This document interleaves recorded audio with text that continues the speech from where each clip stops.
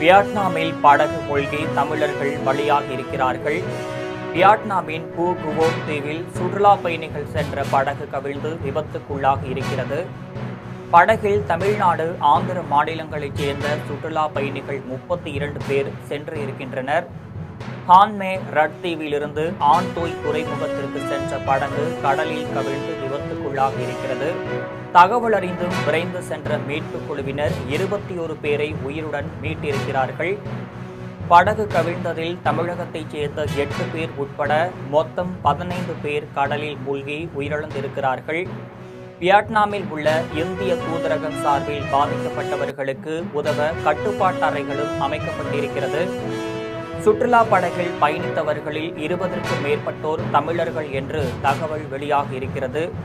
வியட்நாமில் கடலில் படகு மூழ்கிய விபத்தில் பழனியைச் சேர்ந்த முருகப்பிரபு என்பவர் உயிரிழந்திருக்கிறார். அன்னை செய்தியாக பார்த்து வருகிறோம். வியட்நாமில் படகு மூழ்கி தமிழர்கள் பலியாகி இருக்கிறார்கள். வியட்நாமின் பூ குவோம் தீவில் சுற்றுலா பயணிகள் சென்ற படகு கவிழ்ந்து விபத்துக்குள்ளாகி இருக்கிறது. படகில் தமிழ்நாடு, ஆந்திர மாநிலங்களைச் சேர்ந்த சுற்றுலா பயணிகள் 32 பேர் சென்று இருக்கின்றனர்.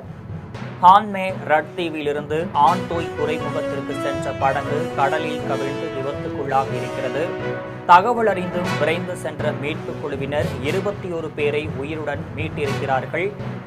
படகு கவிழ்ந்ததில் தமிழகத்தைச் சேர்ந்த 8 பேர் உட்பட மொத்தம் 15 பேர் கடலில் மூழ்கி உயிரிழந்திருக்கிறார்கள்.